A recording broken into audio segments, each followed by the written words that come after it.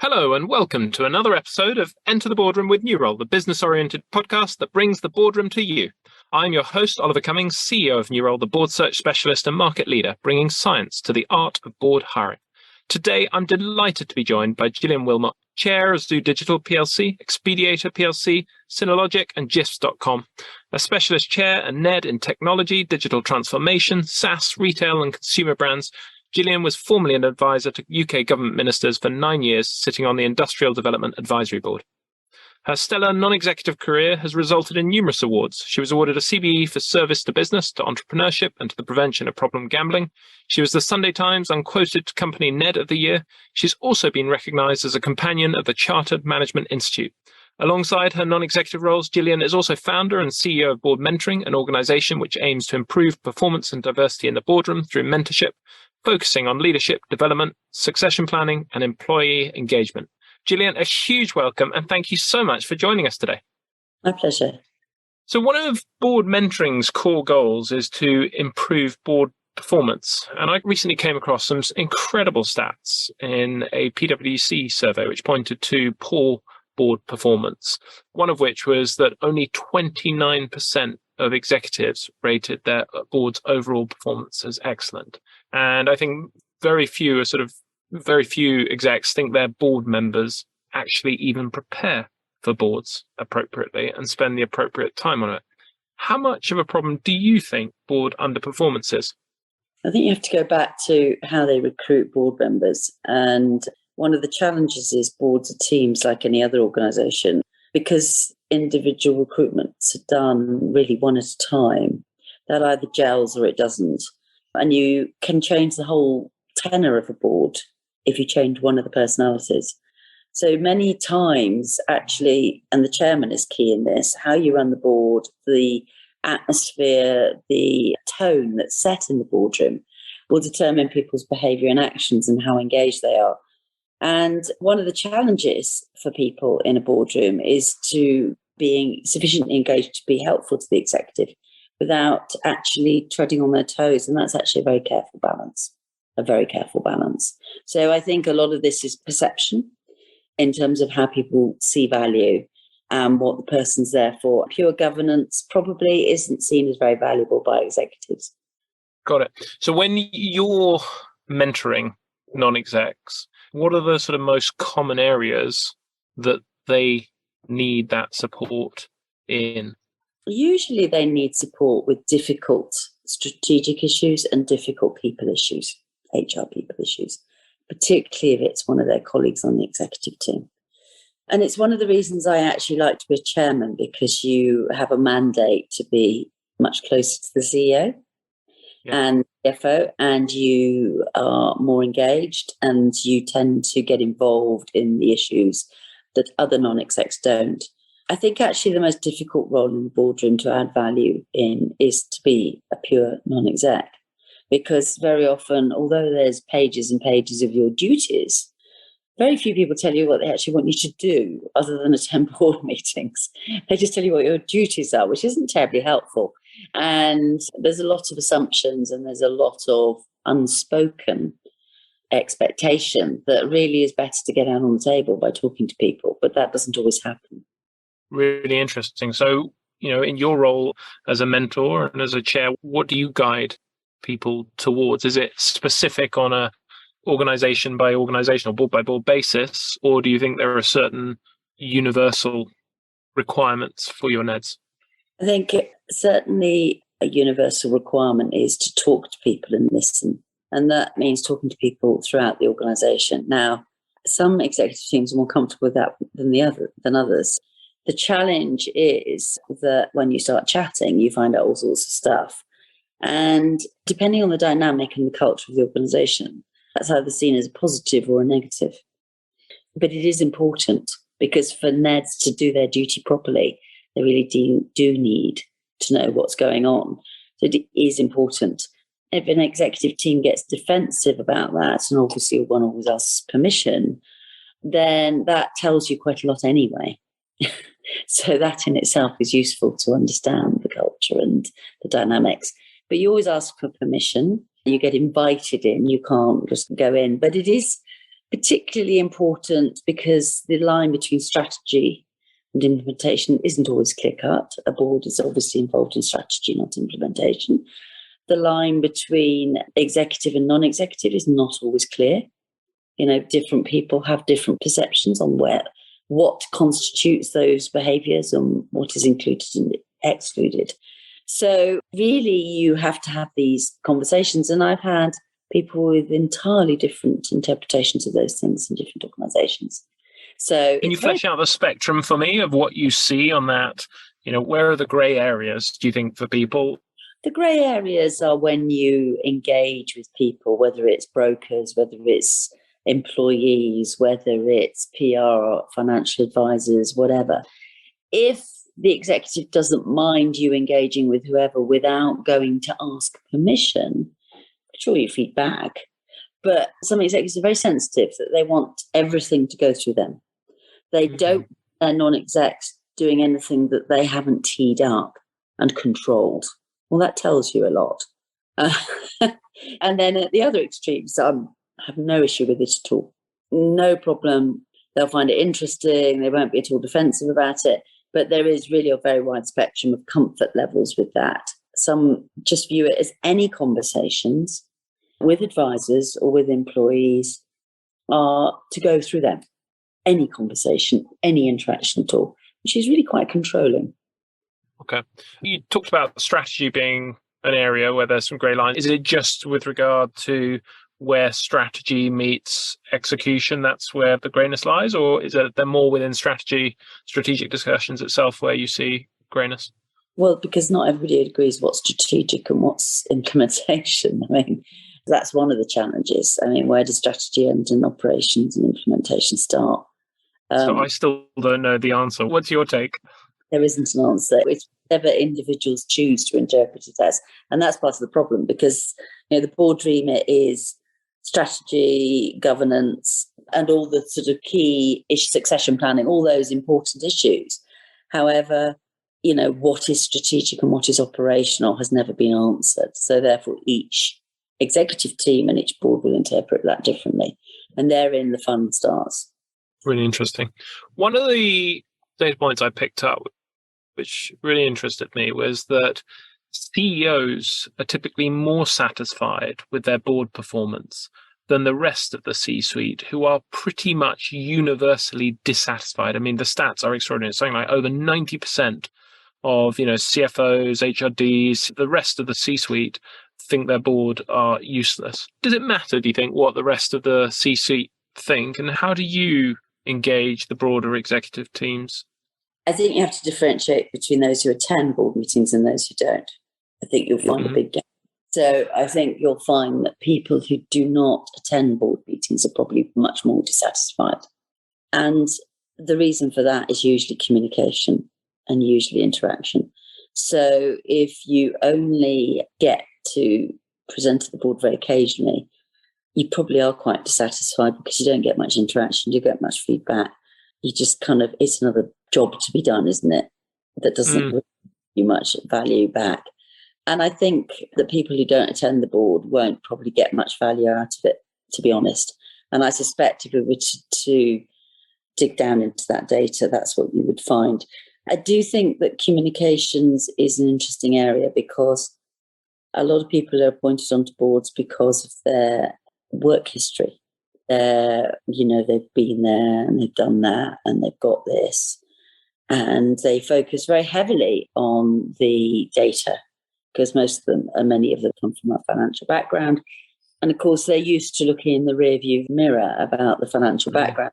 The slight challenge with that is interrogating the financial background and satisfying yourself that everything is as it should be. Doesn't really add much value to the exec, but it's your duty, right? So it's one of those many duties.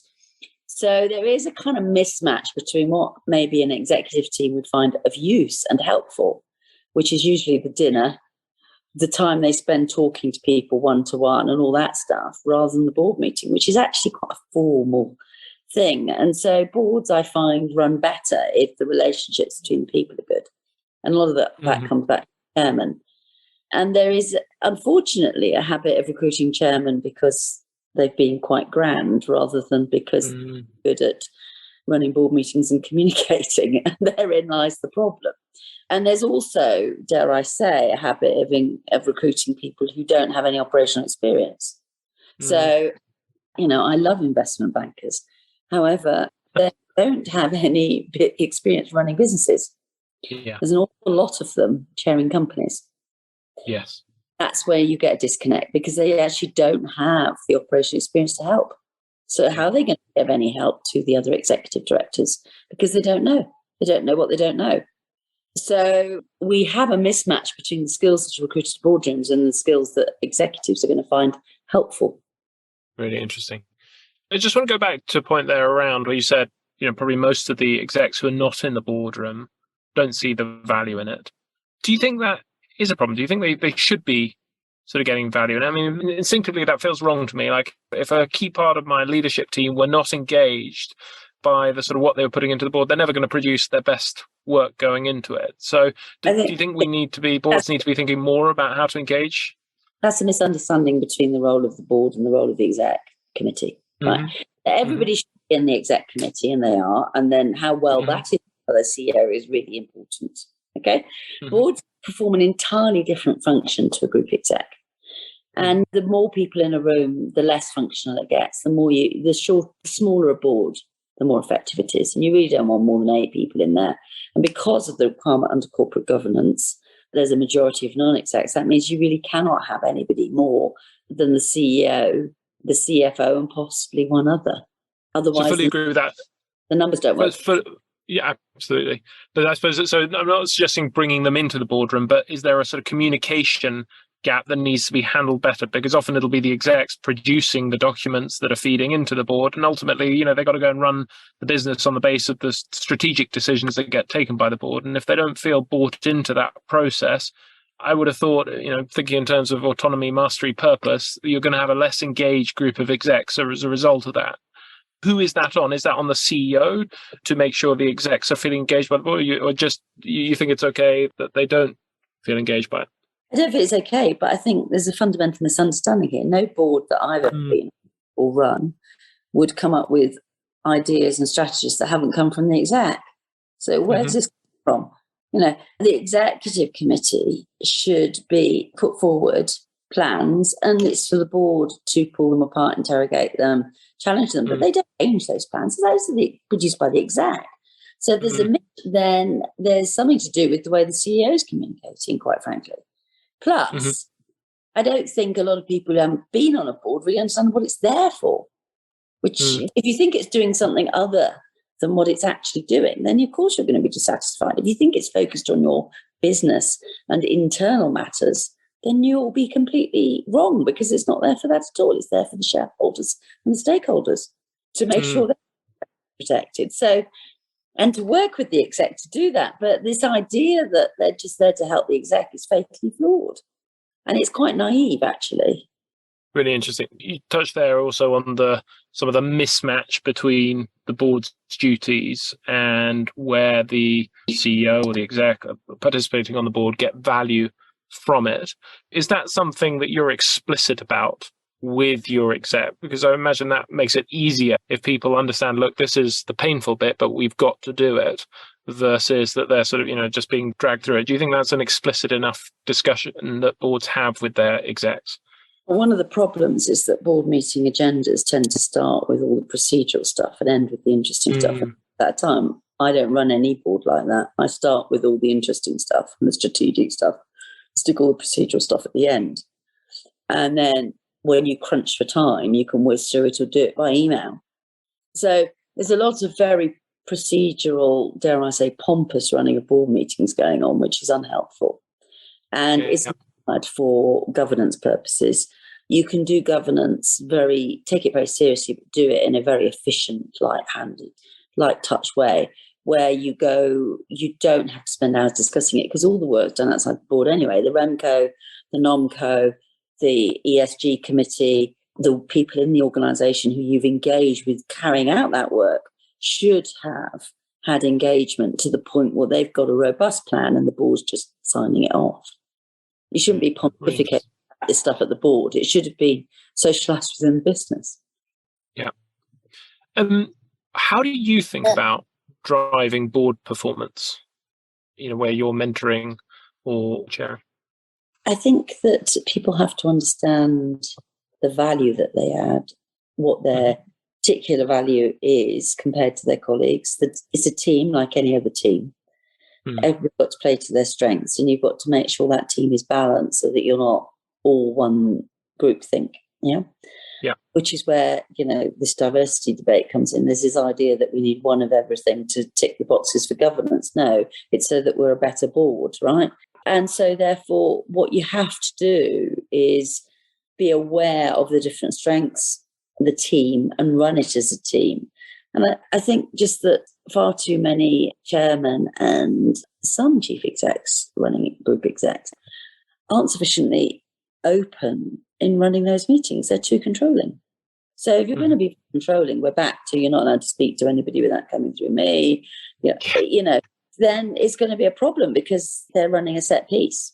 I mean, I have to say, I have had chief execs confess to me, and no names, that they thought recruiting a weak chairman was a good idea, and then they discovered it was a terrible idea when the chips were down. That tells you a lot about how they think.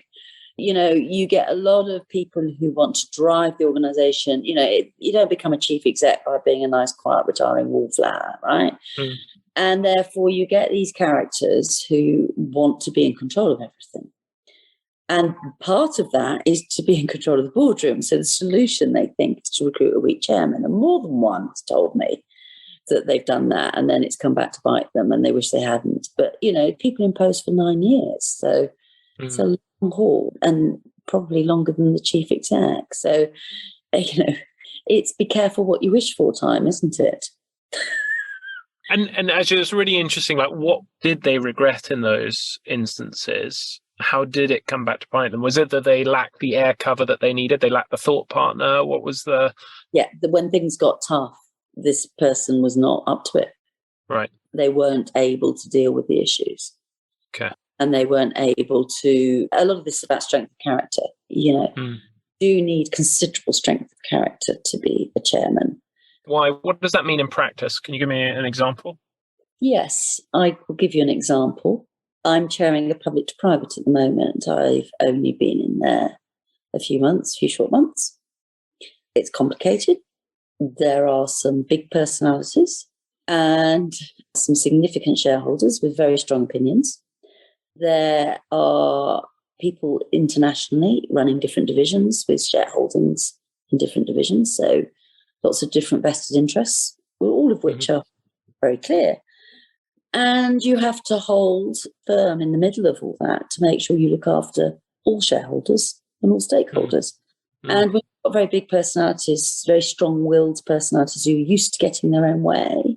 That requires considerable strength of character, actually. I took after 3 men had departed in frequent succession. Right. It's all public record. Nothing, no top secret. You just look it up. Yeah. And what does that mean in practice? Is that you've got a bunch of these strong characters who are sitting there yelling at you, and you've just got to hold your course and say, no, that's not the right thing to do. This is the right thing to do, and this is why? Or what does that mean in practice? Well, it means you can't be bullied, correct? Yeah. It means you're not, because a lot of people do. There is, unfortunately, what doesn't get discussed, a lot of bullying goes on at the top. This is why certain characters get their way, because everybody else just crumbles away. Blows in the wind. Yeah. That's not talked about much.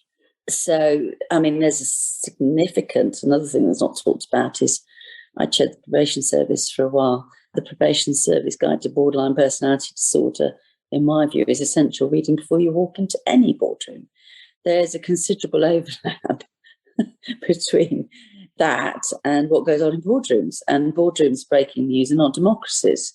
So you get all these complex personalities. There's a considerable proportion of, we'll call them sociopaths, like people with psychopathic tendencies in boardrooms.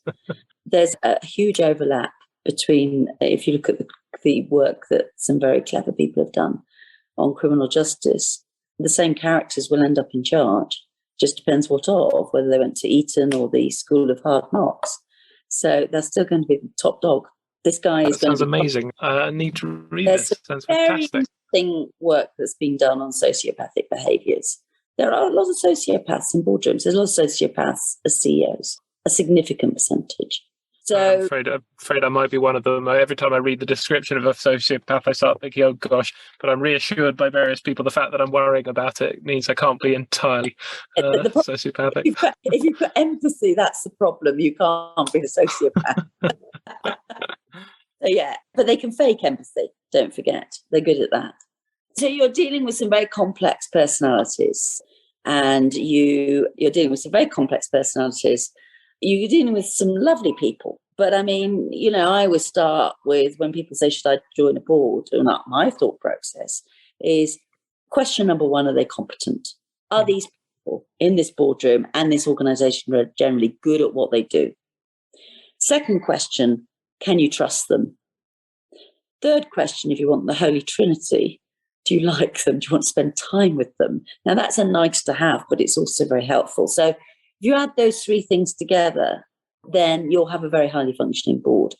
Unfortunately, in my experience and talking to people in private, I would say less than a third of boards meet those three criteria of the people in that room being hugely competent, really trusting each other, behaving in an appropriate way, and actually quite liking to spend time together. You are very lucky.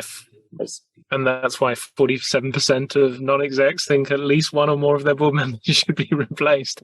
It really is extraordinary when there's so much data on how much good boards can do that so many of them are just so bad. I'm really interested by that sort of concept, that the sort of the importance of the strength of character. And I've always liked to think of myself as someone who has a good strength of character. And yet I know I've been in a boardroom where there's been a tricky decision, and I've sort of ended up deferring to the person who I thought was the expert in the room. And I made the mistake, and hopefully I'll never do it again, of thinking, well, they're the expert. I don't need to ask, I don't quite understand this, but they seem capable of doing it. And I failed that basic sort of having the courage to ask that stupid question. How do you maintain that strength of character? Have you built up techniques to sort of, I suppose, insulate yourself from those sorts of behaviors, or is that just a lifetime of experiences through the various roles that you've had that have helped you navigate that? I think if you've been through, as many people I know who are good at this, to be a chairman, you've got to have a lot of things, not just strength of character. You've got to have good listening skills, really great empathy, really good at tuning into what's going on, the unsaid, yeah? And then within that, strength of character is also important. I think this is where experience, but keeping an open mind helps.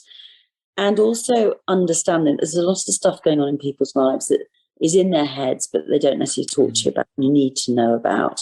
So, for example, I'm dealing with a colleague at the moment who's going through a very difficult situation with a very ill spouse. But I went through something very similar 2 years ago when my husband we nursed him till he died. And we went through a similar process. And so therefore, having that life experience helps enormously, because they know you've really lived it and you know what to say and what not to say, because you know what you want to hear and not hear in that circumstance, and that you don't want to just rehearse what's going on because it's very painful talking about it. So certainly having life experience and learning from that life experience and not judging, being open-minded, it's that combination of things. Having strength of character but having no empathy would be a disaster, wouldn't it?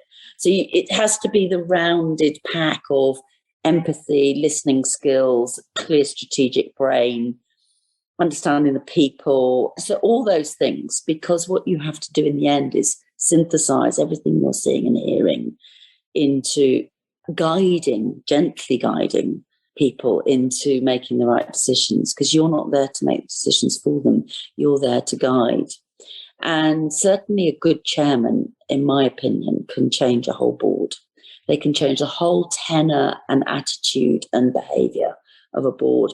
And if you're on a board, and this is why I don't currently do any NED roles, because I've been on a couple of boards where the chairman just isn't very good.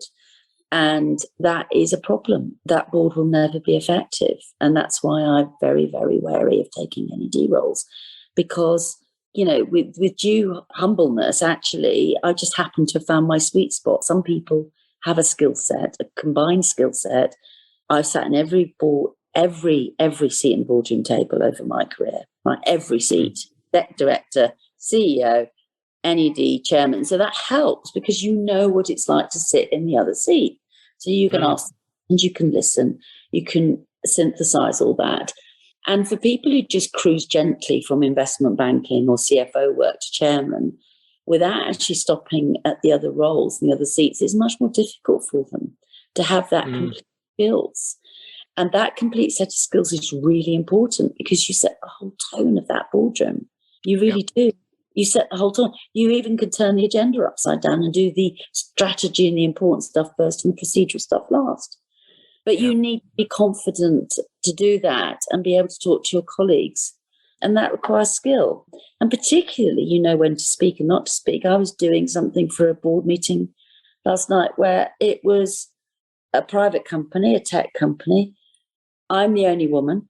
My fellow attendees included a couple of knights of the realm who have had incredibly illustrious careers. You really do need to know how to run that meeting and when to speak and not speak.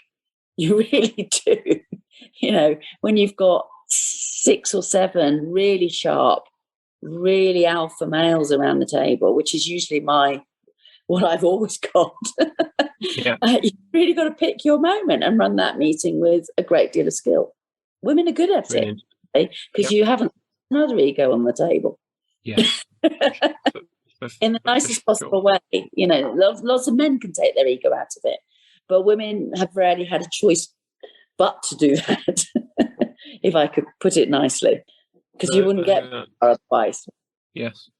There are a couple of things that really sort of struck a chord with me. One was that, I definitely have experienced that where having had a board with no one with CEO experience on it, actually, I really felt we missed that in the past. So I think that point around people having sat in those different seats really, really resonates a lot. The other one that you made was this idea of people, it's the sort of the iceberg image of people only showing you the tip of what's going on in their world. And actually, we recently have adopted a new model with some of our meetings, which every meeting starts with what we call a SEG, and we took this actually from a book called Traction, which has been shaping a lot of our executive thinking recently. But it starts with a SEG, and basically everyone goes around the table and shares something good or bad that's been happening in their personal or their professional life. And the idea behind it is just to bring people into the room and to start sharing sort of vulnerabilities, much as you would in a sort of YPO forum type thing, of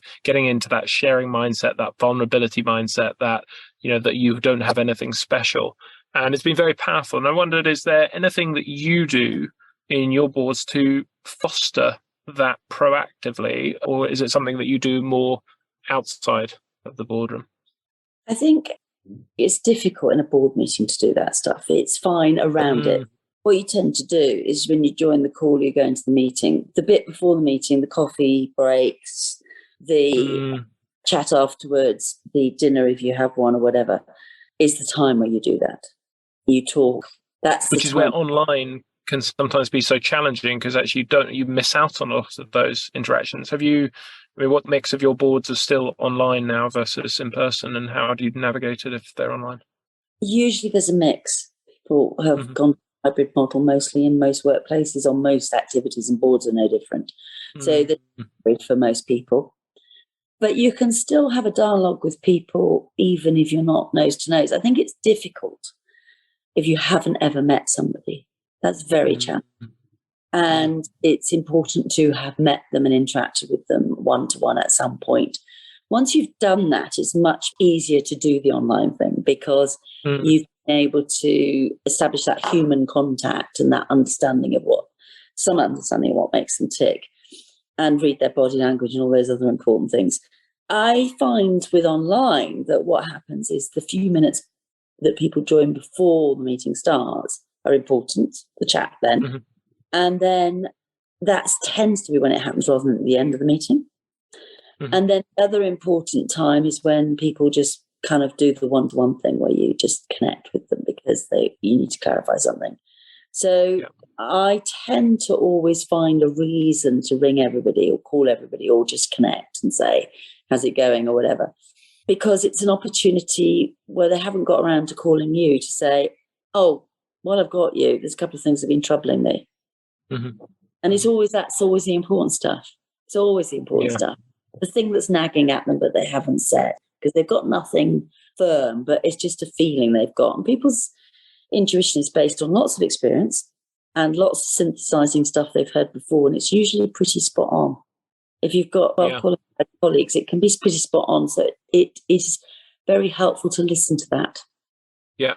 Well, one of the things I find tricky with online, even when you know people very well, is that if you're having a difficult conversation at some point and then you have a break and everyone goes off to, make their coffee or whatever it is, and they end up sort of steaming in isolation. Whereas when you're there in person, everyone can get up, have a bathroom break or whatever it is, and you can have a few sidebar conversations. Whereas in that online world, they're off in isolation. They can end up steaming and then they come back even sort of more pumped up. Is that something you've experienced or? Yeah, I tend not to do coffee breaks with online meetings. Okay. Maybe I'm a hard taskmaster, but also I keep things refreshingly short. So anything more than an hour and a half is, tough. So I don't do coffee breaks for online meetings. And I've picked up that in real meetings, I'm always the one clearing the cups and making the coffee. So I have lots of interaction, lots of chat. Because since I always used to get asked to make the coffee, I just, That always used to happen to me as well. I've always sort of had probably until recently, used to look quite young for my age. And so I'd always walk into the sort of the meeting room in my days as an investor. And the person invariably would say to me, is Oliver coming? And, oh, could I get a coffee whilst I'm waiting? Which is always quite fun to go get the coffee and then come back and say, oh, by the way, I'm Oliver. And they sort of see their face drop. One can have endless fun with this. I mean, some guy leaned across the table not so long ago, I think it was late January, and said to me, aren't you somebody's wife? And I said, yes, I was, but sadly he died. But that's not why I'm here, by the way. Wow. And then I just made a joke of it. Everybody else was sort of diving under the table with embarrassment. I just thought it was funny. I mean, that's a good way to handle it. You just let them keep digging. When I was at Next, I was the marketing director, and people used to ask me which shop. And I used to say, I only do Tuesdays and Thursdays. I'm still part-time until somebody else would overhear and put them right. But there's nothing wrong with working in a shop. It just didn't happen to be my job. I was the marketing director. Yeah. It looked ridiculously young, and I was in my 20s. Yeah. And so, yes, people make huge assumptions. But, I've often picked up the phone and pretended to be somebody else's secretary. It's enormously good fun. Yeah. Just coming back to sort of that board performance, should every board member have a mentor? Because it's not actually something that I see many board members doing. And we've recently started doing this sort of appear to be in mastermind groups. And it's been absolutely fascinating where people are coaching each other in effect. And they're sort of opening up, sharing their vulnerabilities.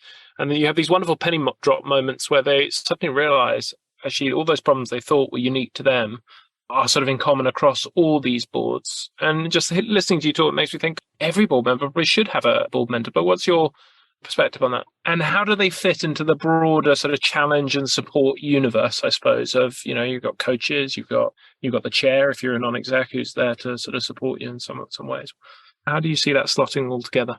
There's a reluctance to pay for much for non-execs, if I'm going to be blunt. The money tends to get execs, not non-execs. There's a view that they should be already qualified, and therefore they don't do much more training, which one can debate, but that seems to be the general perception. I think that what's the difference between a coach and a mentor? Well, it depends on the style of coaching, doesn't it? The difference I've ever been able to define is that a mentor's been there and done that. A coach may or may not have done.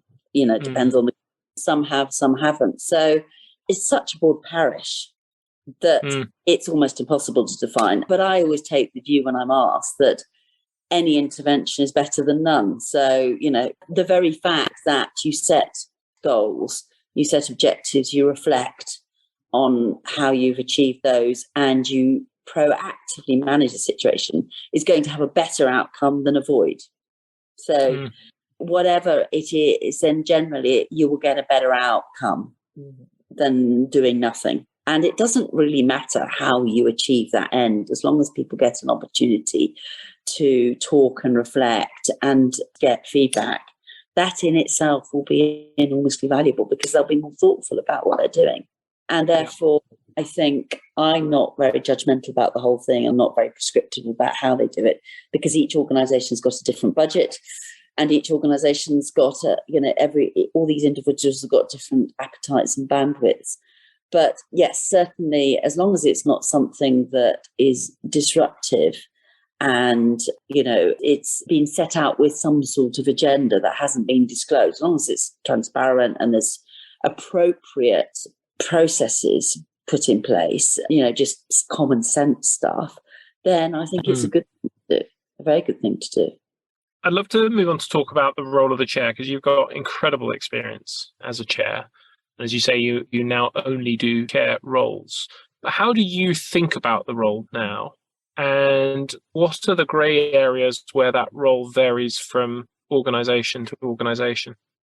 Well, it varies enormously, particularly between sectors. So being a sort of a chair of a charitable trust is very different to being chair of a government statutory body, for example, which is very different to chair of a private equity-backed deal or a private company, which is different to being a chairman of a family-owned business, which is the difference to being a chair of a quoted business. And there's some other variations on a theme, aren't there? They're all very different. And then if you overlay that with the difference in culture in organisations and the people in the room, which will change the dynamic again, there are no two boardrooms that are remotely similar in my experience. So even the ones where you're chairing them, you're not looking for certain building blocks that you put in place across your boards, even if the personalities are different? That's interesting. That's quite an interesting question. No, because that's quite, if I may say, a male approach to it, or certainly a prescriptive approach to it. I flex my style according to what I'm dealing with. Now, I know there are people, and they're the same people that when they take on CEO work, bring their team of mates in to run the organisation, because they have a modus operandi. And they're like the three amigos or the four amigos or whatever, how many amigos there are on this all-male team. And on they go. I've never worked like that. And I don't work like that on boards. I do not impose my way of running things on everyone else. But what I do is have some things that I know work really well, and I use those.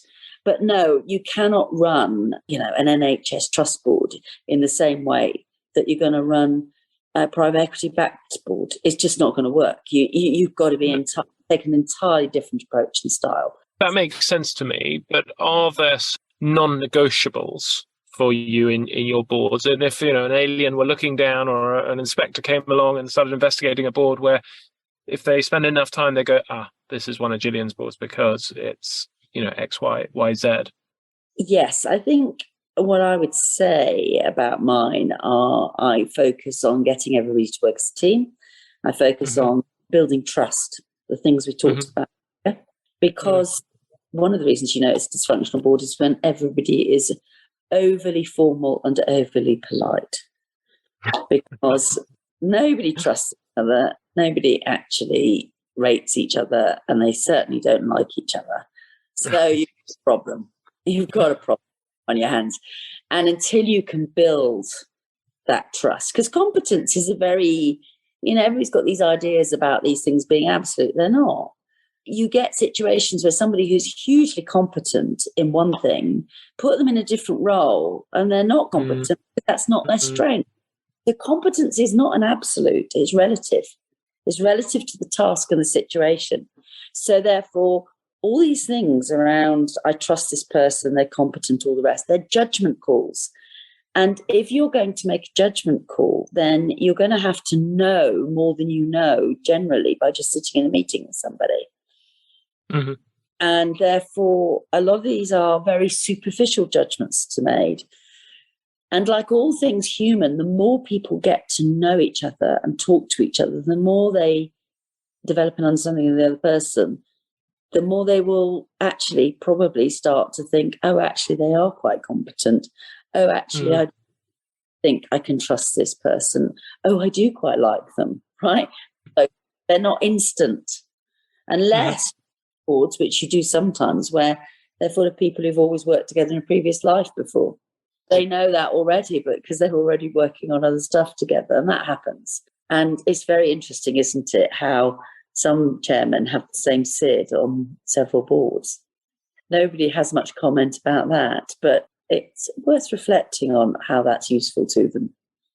Really, really interesting. How do you think about you're allocating your time as a chair? I recently read this piece actually on how the highest performing CEOs spend their time, and it's got me benchmarking and thinking about how do I spend my time as a CEO, prompted actually by a coach asking me, what's my role, which, my initial response was, it's obvious, I'm the CEO, isn't it? And then actually on further reflection, I thought, oh gosh, what is my role? How do you think about allocating your time as a chair? I allocate the largest percentage of it to talking to the CEO and other board members. Okay. I just listen. I ask questions and I listen. That's most of my time goes on that, particularly with the CEO. You need to listen to them because you're the safe person to talk to. And you should have a relationship that they have with their coach or mentor if they've got one. They should be able to talk to you about anything. And if they can't, then it's not the right relationship. So the overwhelming proportion of my time goes on asking questions and listening. Overwhelming. Really interesting. I'm always sort of been heavily influenced by the thinking of super forecasting and sort of unpicking what the words like overwhelming or majority of time means. What does that mean in percentage terms for you? Is that sort of like 95%? Is that? Well, it depends what you call talk. Communicating can include everything from phone calls to nose, having a coffee or a beer together, or it can include a formal board meeting, or it can include a number of other communication techniques, WhatsApp messages, anything, right? But communicating with other people directly, including all forms of communication, email included, I would say is over 80% of my time. The rest is reading stuff. Most of it is communicating. Because I would say running a board meeting is communicating. Yes. Okay. And what's the split of that that's in person versus remotely? That's a really good question. It varies enormously by the company and the person. It's changed a lot in the last 3 years. So I would say it used to be a significant percentage in person, particularly board meetings, and I would now say it's a minority. Oh, really interesting. Yeah, it's significantly less than 50%. Because actually, what everybody forgets is, I remember many years ago, I never used to move my family around the country because I couldn't, because my husband was a doctor for new jobs, and that was considered dangerously radical. And then I never used to necessarily go into the office every day, and that was also considered a bit flaky. And then eventually the world caught up with me, pandemic. But actually, doing every meeting nose to nose is incredibly inefficient. The other thing people do is if you're meeting somebody nose to nose, they put an hour in for the meeting, whereas most meetings can be done in about 20 minutes or half an hour. And that's so much easier online, isn't it? Because it seems a little bit rude in person. So what you find is if you're going to use your time effectively, I think frequent is better than long. So I think frequent communication and constant interaction is a much better way to go than exhaustively long meetings, which everybody is. I mean, every study shows that, after about 45 minutes, you're really struggling to hold people's attention. Really struggling. Yeah, I guess that's the TED Talk 18 minutes, I think, is sort of the sign, isn't it, of where most people concentration drops off. Yeah. People in and out, and you have to give them the ability to do that and get a lot done in a very short call. What does that frequency mean for you? Is it scheduled frequency? So you basically have a block, call CEO of X on this time, on this day, every 2 weeks, or is it more unstructured or a combination of the two? That depends on the CEO. I've got one who will schedule every week a precise time. We now do it in half an hour, not an hour. We will have a slot every week because that's him. The rest don't do it like that. But that's driven by them, not me. I don't live my life like so. What happens is the others tend to want to speak to me when they want to speak to me, when they've got something they want to talk to me about, the specific. Yeah. Or I want to talk to them because they've produced an investment paper or a strategy paper. We want to go through it together before the board. So we'll then say, right, we've got 45 minutes to go through all this. But very often it'll be I just pick up the phone or they pick up the phone. Usually it's them just saying, have you got a few minutes? And I'll say, of course, at any time of the night or day, really, pretty much, including weekends. And I'll pick up the phone and talk to them. I'm not one of these people who is incredibly rigorous about my time. I am rigorous about not wasting my time or other people's, but if it's urgent, it's urgent. And what you find is the people who are easiest to speak to quickest are actually the highest achieving. Right? The person who says, I have got a slot in my diary until 3 weeks on Friday, and then blah, blah, blah, is usually, not always, but very often a busy fool. If it's the really high-powered people I work with will always take the call. Because they know you won't be bothering them otherwise, and you're only going to take 5-10 minutes. Have you experienced it where you felt a CEO wasn't getting value out of your interactions and you had to sort of help them sort of see the opportunity to take value? Where, sometimes I'll hear, chairs or boards saying, they've got a CEO who basically sees their board as a necessary evil and they basically just got to survive it. Have you ever sort of encountered that? I wouldn't be on that board. I really wouldn't. I mean, those are the ones to get off. You can't have that sort of dynamic where people are going through the motions but not really working effectively together. Life's too short. Short. Spend your time doing that. So what are the hardest things for you about being a chair? And if there's someone listening to this thinking who either is a chair already or thinking of becoming a chair, can you give some examples that would help bring it to life? I think always the hardest thing is when the business isn't performing or the organisation performing, whatever it is, and trying to understand why that is. When things are going well, it's easy, but it's the time to start fixing stuff. So when things are going well, but there's things that you can see that aren't right, you need to still get stuck in and not go, oh, well, if it ain't broke, don't fix it. Because you've got the money, you've got the resources, you've got the time. It's when things go badly wrong, when performance isn't where it should be, then you've got a bigger problem because you have to kind of decide what element of this isn't, and this is again sector dependent, is the environment the organisation's operating in, and to what extent is it things under the organisation's control. And then within that, is it down to certain people? And that's really a difficult thing to unravel when you're not business day in, day out. It's a very difficult thing to unravel. How do you do that? And I find that difficult sometimes even as an exec. Yes, indeed. You just have to, the numbers never lie, right? The data is the data. And the data is not just your data. So all organisations tend to tell a very, what should we say, a preference. They all think they're better than the competition and they all that, but the evidence doesn't really back that up. So the customer interviews, the data in the market doesn't really back up this quite rosy view of ourselves. So I do think it's important that one, without wishing to be negative in any way, you bring reality into that dynamic of where we really are versus the market and the data and the evidence. And that can be historic and it can be future facing. But usually there is a way of pulling a process together where you all agree what the data set is, right? This is what we are dealing with. This is the market. This is the direction of travel. This is where we are within that.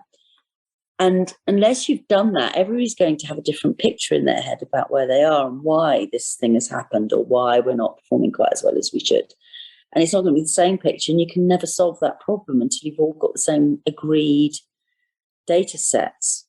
Once you've got that, then you can say, right, how are we going to solve this problem together? And what are we going to do? And get a very robust action plan in place to resolve it. And not let people off the hook. Just, oh, well, the market's not great at the moment. You've got to really drill down into that stuff and really understand what is going on and how we've arrived at this position and how we're going to navigate our way through it and out of it. And that's complex because you've got people, you've got agendas, and you don't know at the board. You don't see the people down in the organisation. So you've got to just try and understand what's going on with them. But you can get data on everything. You can get data on people. You can look at employee turnover rate, you can look at exit interviews. There's a lot of data you can get and interrogate that boards tend not to spend much time on. They tend to see the filter of what the CEO is telling them rather than what the numbers are reading or what the data says. That data includes exit interviews. And that data, have our sick days gone off? Has our turnover gone up? Who is leaving? Which performance quadrants are they in? How long have they been with us? Why are they leaving? What do the exit interview? All this is data. All this will tell you what's going on in the organisation.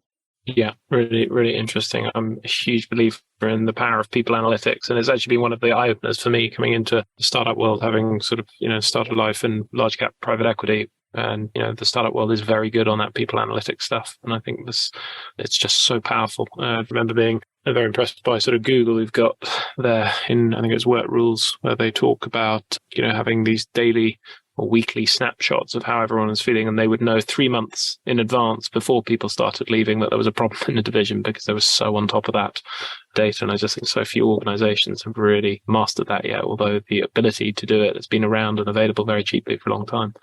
What you talked about there, I guess, could apply to any board. And I suppose what's interesting, or one of many of the interesting things about your role, is you've had great successes in unquoted companies, and you've also had great success in the listed space. Are there aspects of the sort of challenges that are specific to the listed environment? I've sort of sat on, private equity backed boards, family boards. I've never sat on a listed board, so it's a really sort of more of an alien space to me. What's unique about the environment in a listed board as a chair that's particularly challenging? Clearly, there's a lot more governance and oversight on a listed board, and there's a lot more that needs to be reported on, and it's much more formal. So therefore, inevitably takes up more time, and therefore it is more onerous, not just because of the time, but because of your accountabilities to shareholders, usually institutions. You just have to make sure that you are on top of all that governance and reporting, and it's considerable, as you know. So I sometimes wonder, why does anyone do those roles? Because there is so much governance, and that perhaps reflects my own personal sort of personalities, that I sort of, find the governance the least interesting aspect of the role, and the sort of the privilege of being involved with the strategy and more the advisory side of stuff is, I suppose, what has always really engaged me.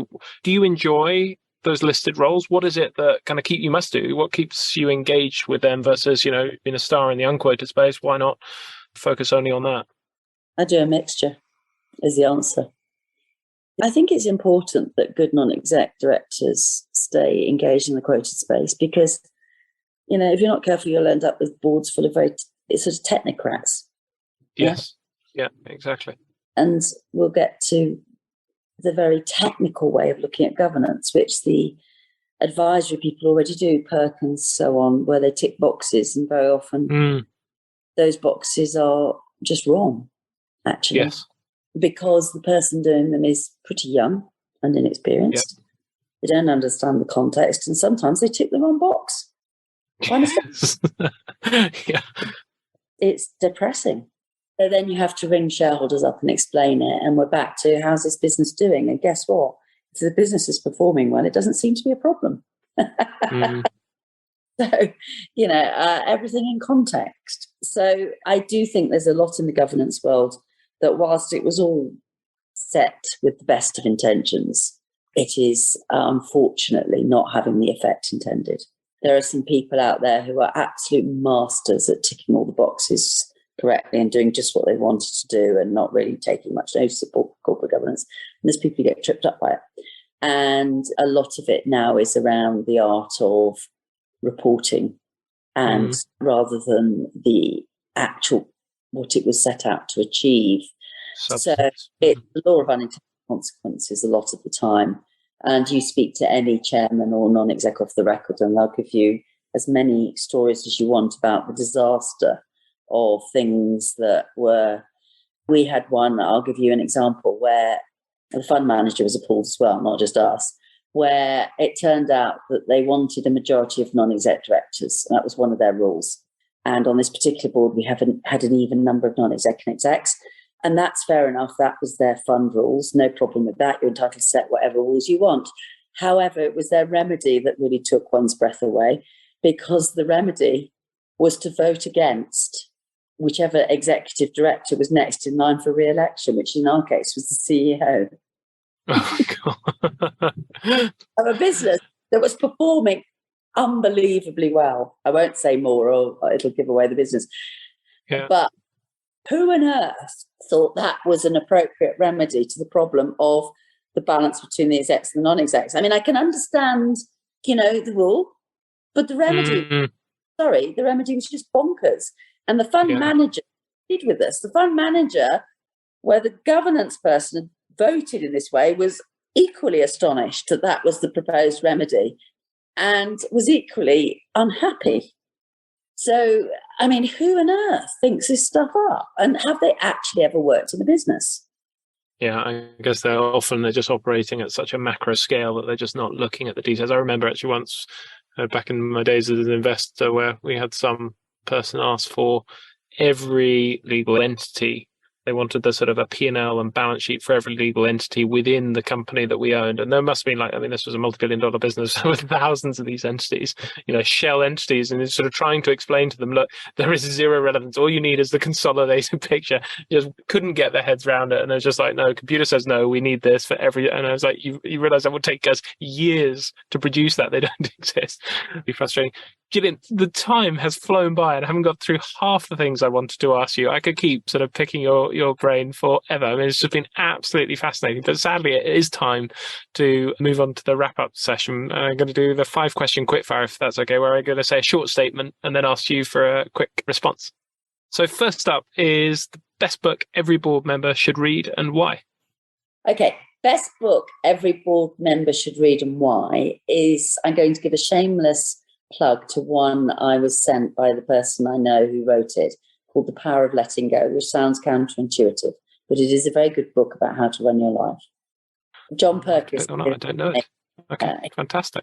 Sent me 2 because the last person I lent it to lost it, but I've lent it to about 5 different people and I've now got another copy. Well, they obviously let go of it. Fantastic. Favourite quote and why? Well, I've got 2 really, but my runner-up, I'm going to do the Oscars, is whether you think you can or whether you think you can't, you're probably right. And then my favourite, I think, top one is Carpe Diem, seize the day. Yeah. Your best ever holiday and why?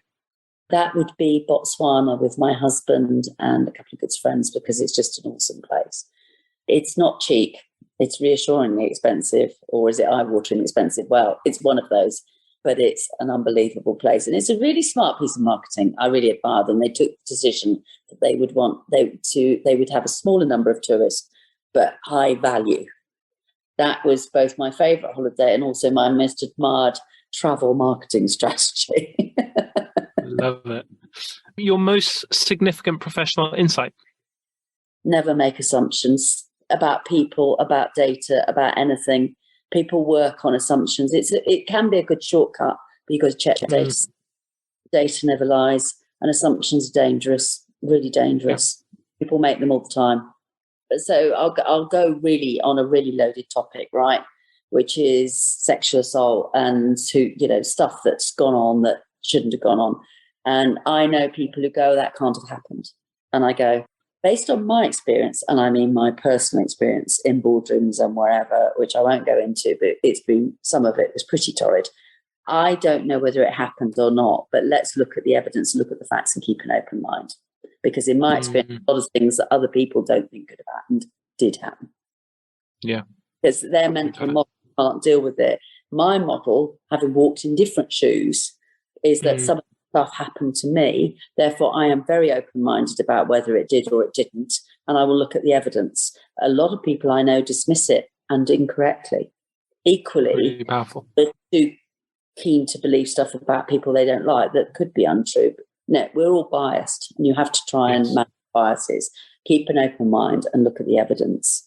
I'm very strong on data. I'm something like 99th centile on numeric reasoning. So I will always pick up data and patterns. That's the other thing. Behavior, repeat. Patterns really powerful. In businesses, with people and with businesses.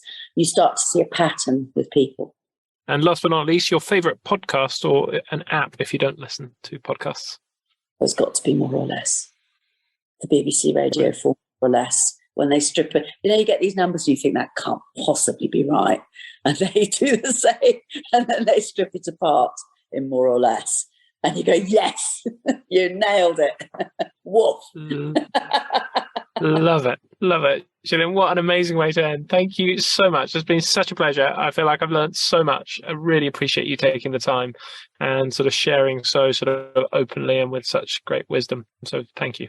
No problem. Thank you for your time.